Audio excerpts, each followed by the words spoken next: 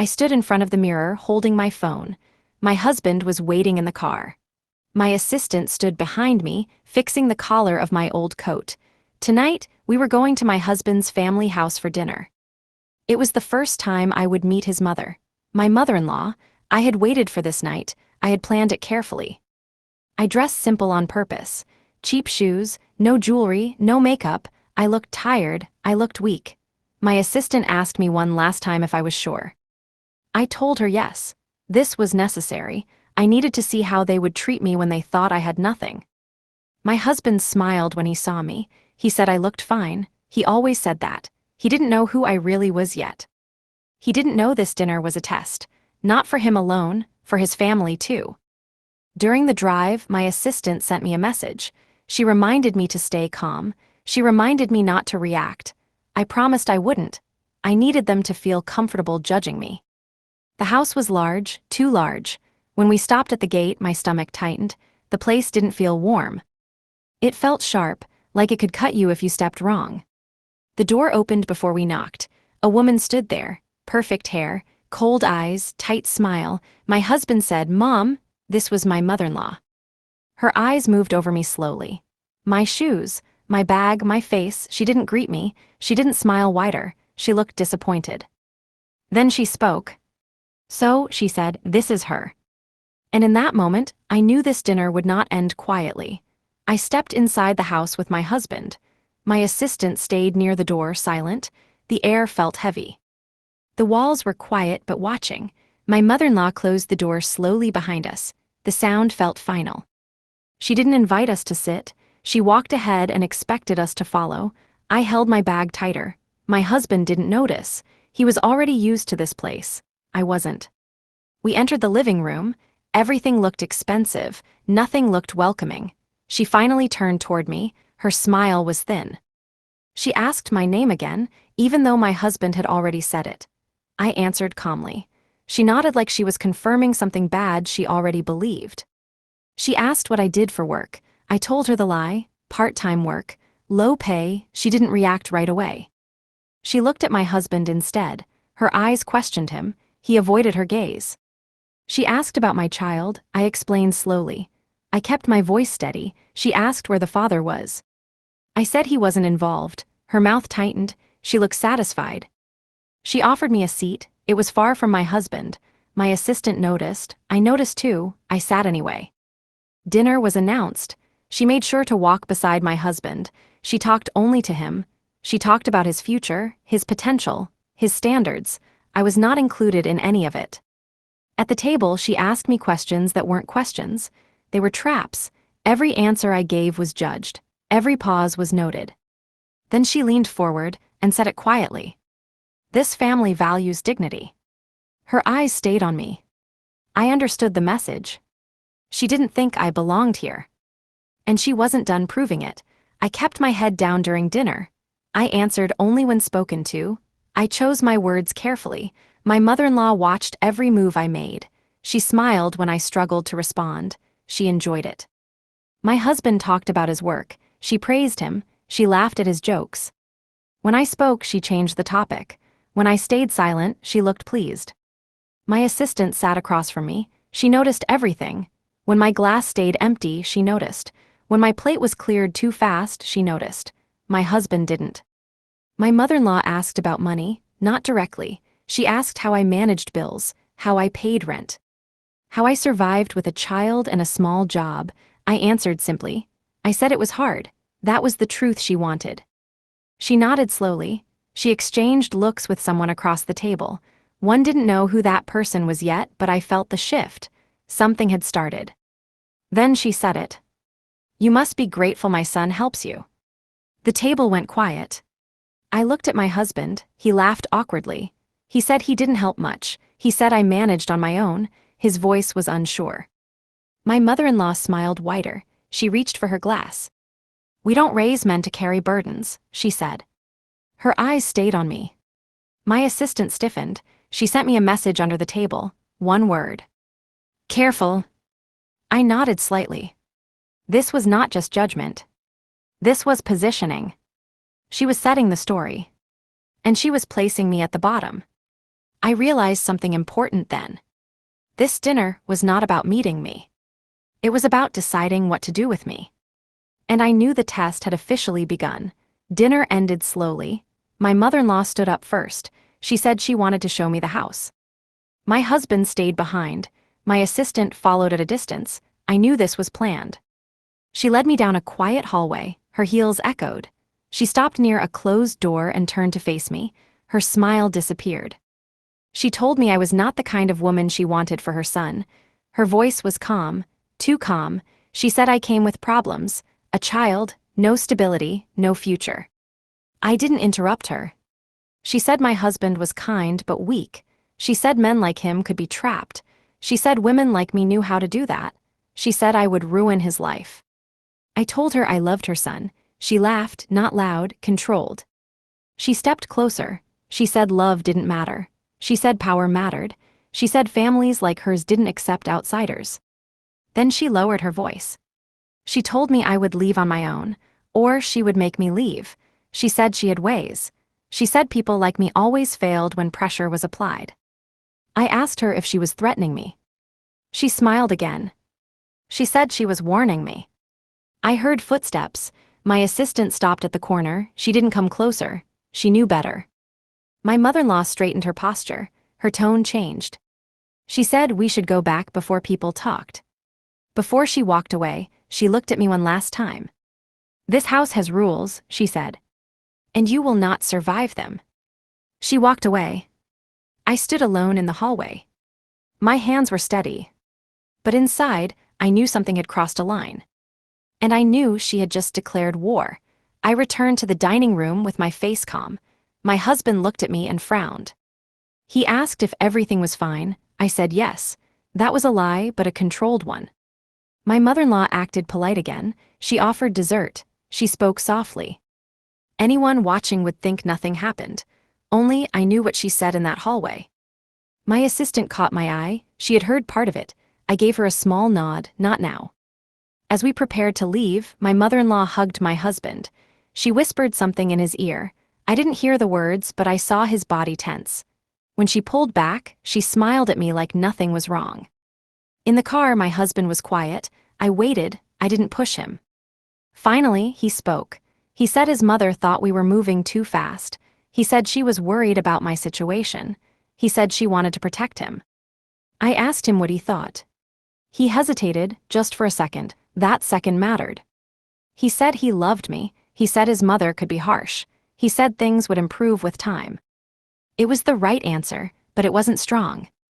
When we stopped outside my place, my assistant stepped out first. She pretended to check her phone. She was giving us space. My husband held my hands. He told me not to worry. He said he would handle his family. I nodded, I smiled, I kissed him goodbye. When he drove away, my assistant came back to me. Her face was tight. She's not done, she said. I know, I replied. Then my assistant showed me her phone. She had recorded audio from the hallway. Not all of it, but enough. And in that recording, my mother-in-law said one sentence that changed everything. She won't last the month. I listened again.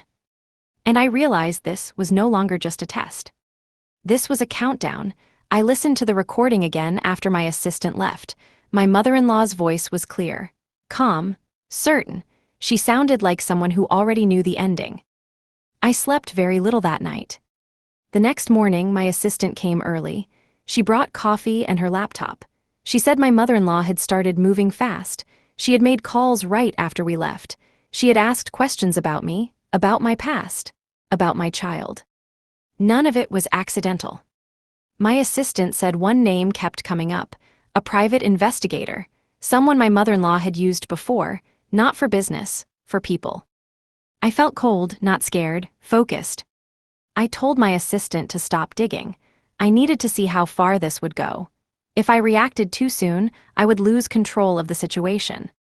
That afternoon, my husband called. His voice was gentle, too gentle. He said his mother wanted to have lunch with me, alone, just us. I said yes immediately. My assistant looked at me like I was crazy. She reminded me about the recording, about the threat. I told her this was exactly why I needed to go. If my mother-in-law felt confident enough to act, she would make a mistake. People like her always did when they believed they had power. Before I left, my assistant handed me a small recorder.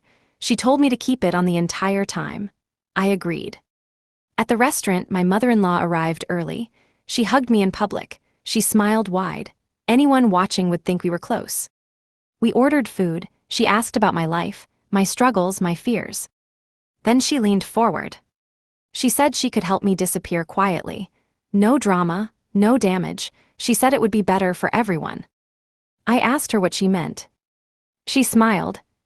She said, "You walk away, or I make sure you lose everything." And I realized this lunch was not a conversation. It was an ultimatum. I didn't react to her threat. I kept my face soft. I let my hands shake slightly. I let her believe I was scared. That was what she wanted to see. She told me she could talk to my husband for me.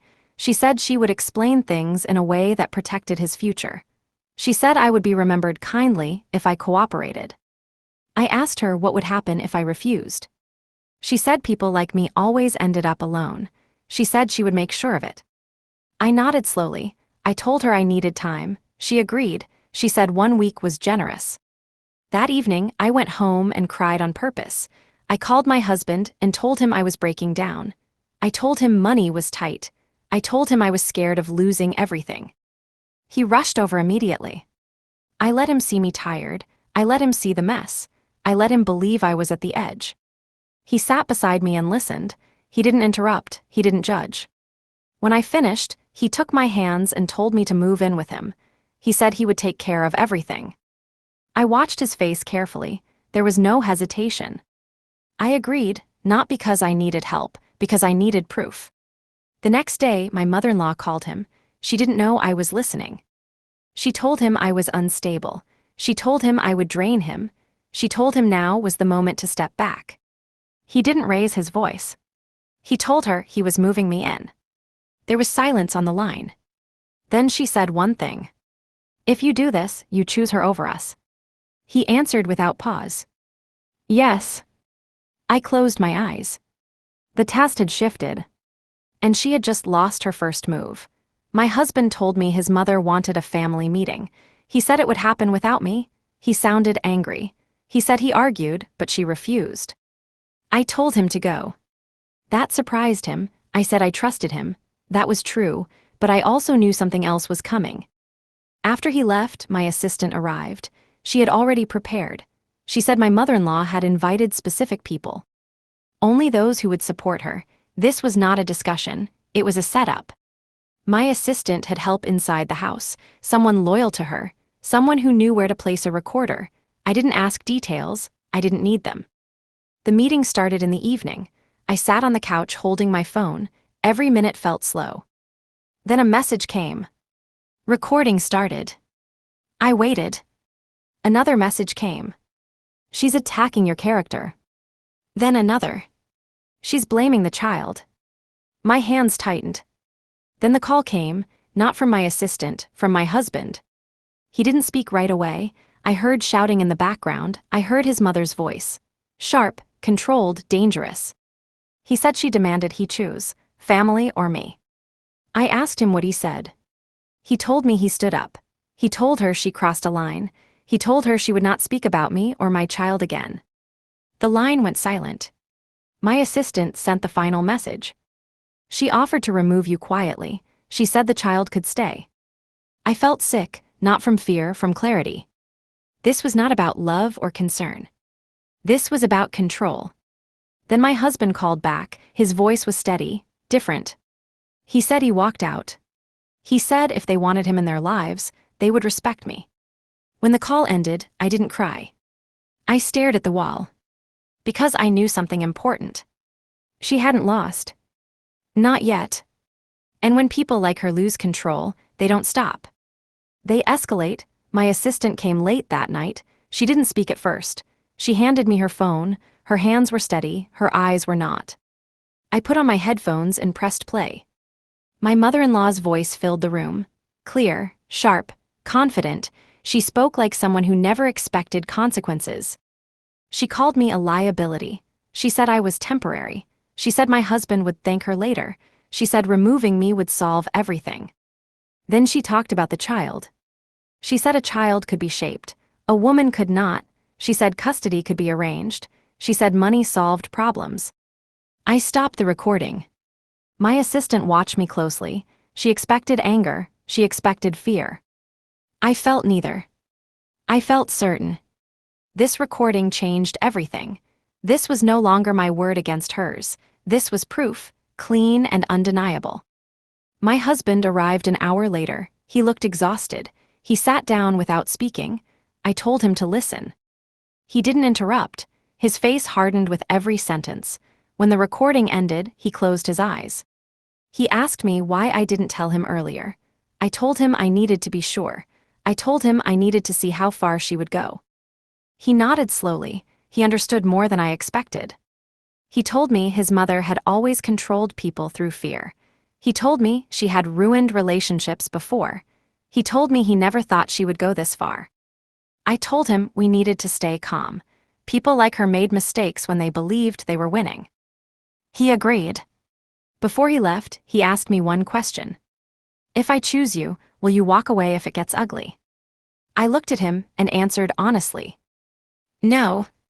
Because this wasn't just about us anymore. It was about stopping her. And she didn't know yet. But she had already lost.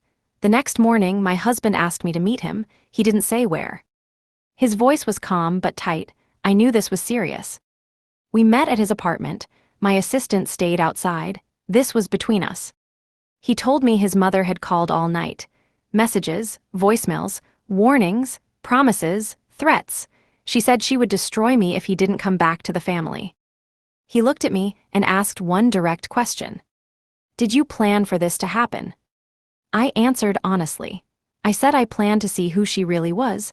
I said I didn't expect her to go this far. He believed me. He told me he had made a decision before I arrived. He said he wasn't going to negotiate with her anymore. He said he was done living under fear. Then he did something I didn't expect. He called her on speaker. She answered immediately.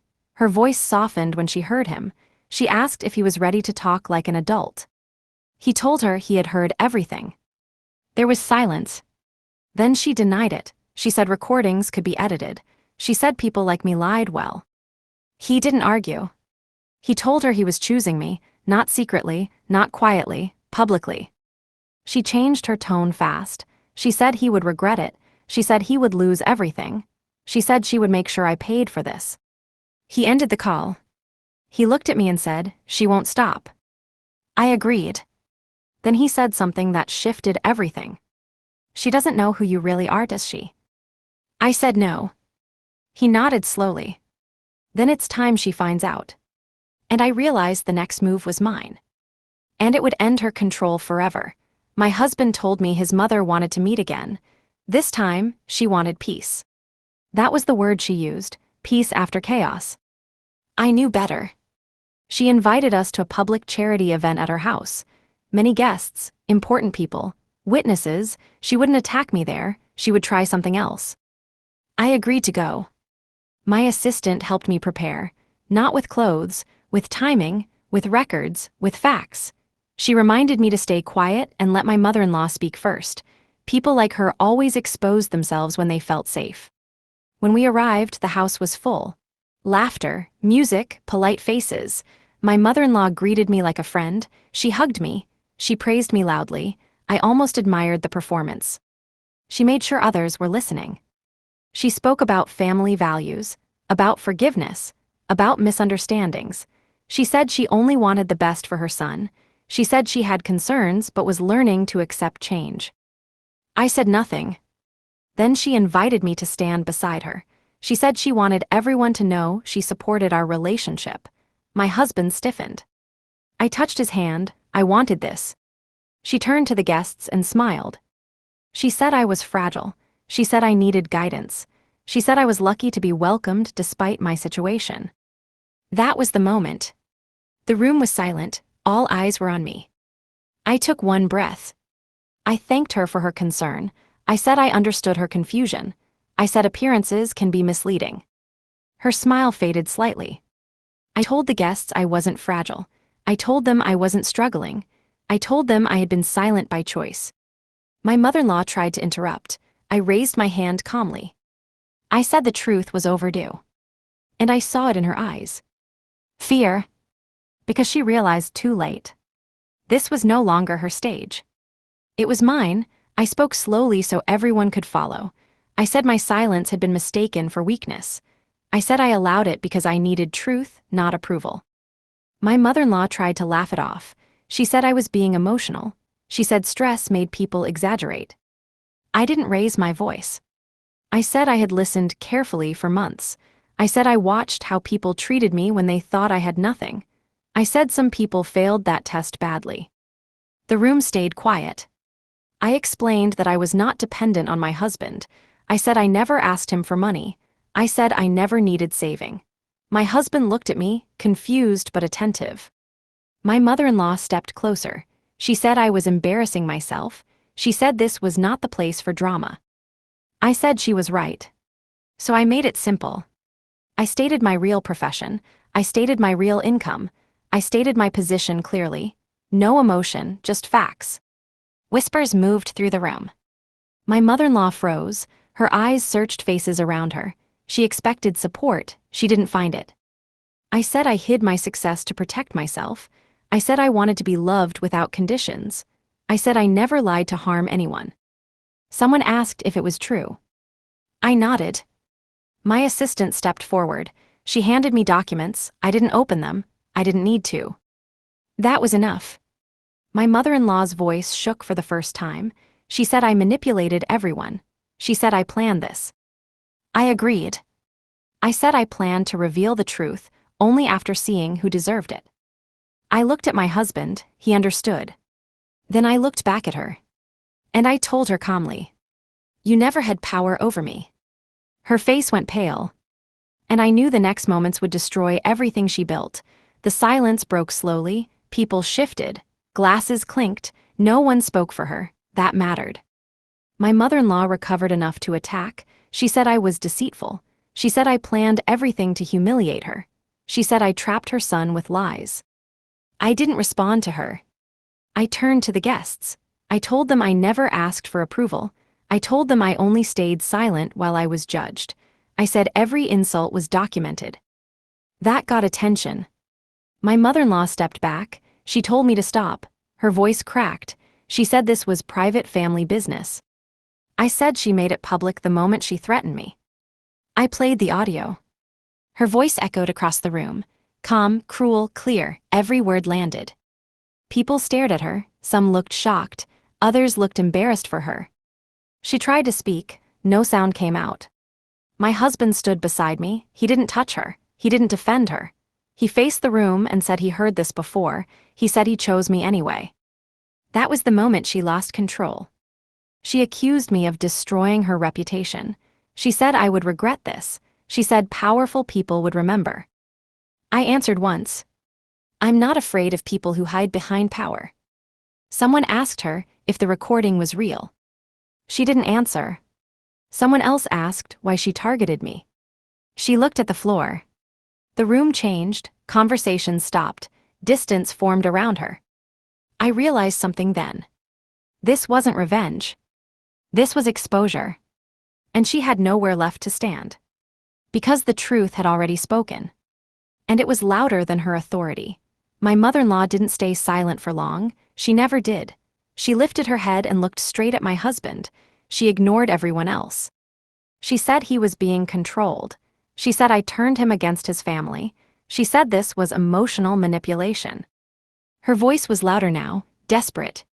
My husband didn't answer immediately. He looked around the room first. He saw the faces. He saw the distance, then he looked back at her. He said no one forced him to listen. He said no one forced him to choose. He said her own words did that. She shook her head. She said he was blind. She said he would lose everything she built for him. She said I would leave him once I got what I wanted. I stepped forward before he could respond. I said I never asked him for money. I said I never needed his name. I said I stayed silent while she attacked me because I wanted truth, not comfort. She laughed sharply. She said I was performing. She said I enjoyed the attention. That was when someone else spoke. A woman near the window said she had heard similar stories. Another guest nodded. Someone mentioned another relationship that ended suddenly. A pattern began to form. My mother-in-law's face changed. She looked around, searching for control. She found none. She tried to leave. She said this was a mistake. She said she wouldn't be disrespected in her own house. My husband blocked her path, not aggressively, calmly. He said this wasn't disrespect. He said this was accountability. She whispered that she was his mother. He answered quietly, "And I am not your property." That sentence ended everything. She stepped back, and for the first time, she looked small. Not powerful. Not untouchable. Just exposed. The room stayed quiet after his words. No one rushed to help her. That silence hurt her more than any argument. Then someone spoke from behind the guests, a calm voice, older, steady. It was his grandmother. She said this behavior was not new. She said she had seen it for years. She said women before me had been pushed out the same way. Different excuses, same control. My mother-in-law turned sharply. She told her to stop. She said this was family business. His grandmother didn't stop. She said she stayed quiet before because she didn't want conflict. She said she regretted that. She said silence allowed damage. She looked at me and nodded once. That small gesture meant more than applause. Then she looked back at her daughter-in-law and said the words slowly. "You created this moment." People shifted again. Some guests looked uncomfortable. Others looked relieved. The truth was finally spoken out loud. My mother-in-law accused her of betrayal. She said family should stay united. His grandmother answered that family should not destroy its own members. My assistant stepped closer to me. She whispered that everything was recorded. Everything. I looked at my husband. His shoulders relaxed for the first time that night. He wasn't alone anymore. My mother-in-law tried to regain control. She said this conversation was over. She demanded everyone leave. No one moved. She realized too late that her authority depended on fear, and fear was gone. She walked out of the room alone. The door closed behind her. No one followed. I understood then that power doesn't disappear loudly. It collapses quietly. And it never comes back the same. But I also knew this was not the end. Because people like her don't accept loss. They plan revenge. And I was ready. People began to leave quietly. No goodbyes, no laughter. The event was over even though the lights were still on. My husband stayed beside me. His grandmother came closer. She said I handled myself well. She said the truth always waits for the right moment. Then she left too. My assistant pulled me aside. She said my mother-in-law made several calls after walking out. Angry calls, fast calls. She was trying to regain control. We didn't leave right away. That was a mistake. A staff member approached us. He looked nervous. He said my mother-in-law wanted us in the study. Alone, now. My husband said number one said yes. He looked at me. I told him this needed to end properly. We entered the study together. The door closed behind us. My mother-in-law stood near the desk. Her calm was gone. Her voice was low and sharp. She said I ruined her image. She said I embarrassed her in front of the wrong people. I told her she did that herself. She stepped closer. She said recordings could disappear. She said reputations could be buried. She said I had no idea who I was fighting. I reached into my bag. I placed a flash drive on the desk. I told her every conversation was backed up. Multiple copies, multiple locations, names attached, dates logged. Her eyes locked on the drive. I told her if anything happened to me, everything would be released. She stared at me for a long time. Then she smiled again. Not polite. Dangerous. She said quietly, "You think this protects you?" I didn't answer. Because I heard footsteps outside the door. And I knew someone else was listening. Someone who would change everything. The door opened without warning. My husband's father stepped inside. His face was hard. He looked at my mother-in-law first, then at the flash drive on the desk. He asked what was going on. She tried to speak. She said I was threatening her. She said I was dangerous. He raised his hand. She stopped. He asked me to explain. I did, slowly, Clearly, no emotion. I told him about the threats, the recordings, the plan to remove me, the pressure placed on his son. He listened without interrupting. When I finished, he turned to her. He asked if any of it was false. She didn't answer. That silence broke something. He said he had suspected this for years. He said he ignored it because it was easier. He said that ended tonight. She told him he was choosing a stranger over his own wife. He answered that he was choosing truth over control. My husband stepped forward. He said he was done being managed. He said he was done being afraid of disappointing her. My mother-in-law looked around the room. She expected support. She found none. She told us all to leave. Her husband said no. He said she would step back from all family matters. He said there would be boundaries. He said if she crossed them, consequences would follow. She laughed once, bitter, shallow. Then she realized no one was laughing with her. Her shoulders dropped, her posture changed. She had lost authority in her own house. We walked out together, not rushed, not angry. Behind us, the study door stayed open. And for the first time, she was alone with the damage she caused. I didn't feel victory. I felt finality. But I also knew one thing. When control collapses, the aftermath is never quiet.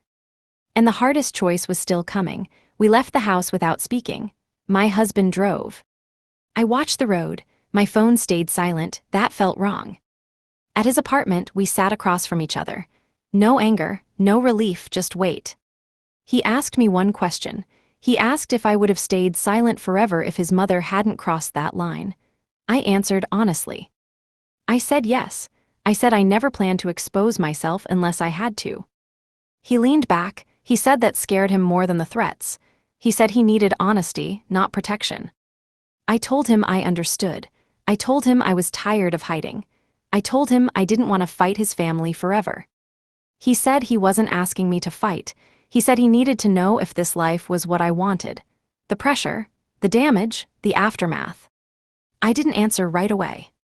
My phone vibrated, a message from my assistant. She's making calls again, different tone, desperate. Then another message. She's contacting people from your past. That got my attention. I asked my assistant who. She replied with one name. Someone I hadn't heard from in years. Someone who knew who I was before I changed everything. My husband saw my face change. He asked what was wrong. I told him his mother was reaching backward. I told him she was trying to rewrite my story. He stood up. He said that crossed a different line. Then his phone rang. He looked at the screen. It was her. He didn't answer. The call stopped. Then a text appeared. You don't know who she really is. He looked at me. And in that moment, I knew the next attack would not be subtle. It would be personal. And it would force the final choice. The next morning, my assistant called before sunrise. Her voice was sharp. She said my mother-in-law had contacted someone from my past, a former colleague, someone I trusted once. She said lies were already moving. Stories about fraud, about manipulation, about me using men for advantage. I felt calm. That surprised me. My husband listened while I explained everything. He didn't interrupt. When I finished, he said this was her final move. He said people who lose control try to burn everything. We met the colleague that afternoon. Public place, clear setting. My assistant sat nearby. The man looked uncomfortable. He said my mother-in-law offered him money. She wanted him to confirm a story, a false one. He said he refused. He said he didn't like being used. That was enough. My assistant documented the meeting. Messages, times, proof. That evening, my husband called his mother. He didn't accuse her. He didn't threaten her. He told her this was over. He told her any further contact with my past would be treated as harassment. He told her consequences would follow. She cried, loud, dramatic. She said she was protecting him. He ended the call. We sat together in silence. I told him he could walk away now. I told him I would understand. I told him this life came with damage. He shook his head. He said he already chose. Later that night, my assistant sent one final message. She stopped calling, she stopped messaging, total silence. I knew what that meant. She didn't accept defeat. She accepted isolation. And that was worse for her than exposure. But one thing remained. I still had a choice to make. Not about her. About us. And tomorrow, that choice would end everything. One way or another. I didn't sleep that night. Not from fear, from clarity. When everything stops shaking, you can finally see what remains. In the morning, I met my husband alone. No assistant, no phones, just us. I told him the truth one last time. Not about his mother. About me. I told him I didn't want a life built on defense. I didn't want constant battles. I didn't want to become someone who always watched her back. I told him I loved him. That part was never a lie. He listened, he didn't interrupt. Then he told me something I didn't expect. He said he wasn't choosing me against his family. He said he was choosing a different future. One without control, one without fear. He said he already closed that door. We stood up together, we didn't hug, we didn't argue, we made a decision that didn't need drama. We moved forward. Later that day, my assistant confirmed it was over. No calls, no threats, no moves. My mother-in-law had lost access to everything that mattered. Silence followed. Not empty silence. Peaceful silence. I walked away from that house without looking back. I didn't feel proud. I didn't feel victorious. I felt done. Some people fight to win. Others fight to be free. I chose freedom. And once you step through that last door, nothing behind you can touch you again. You have reached the end of the text.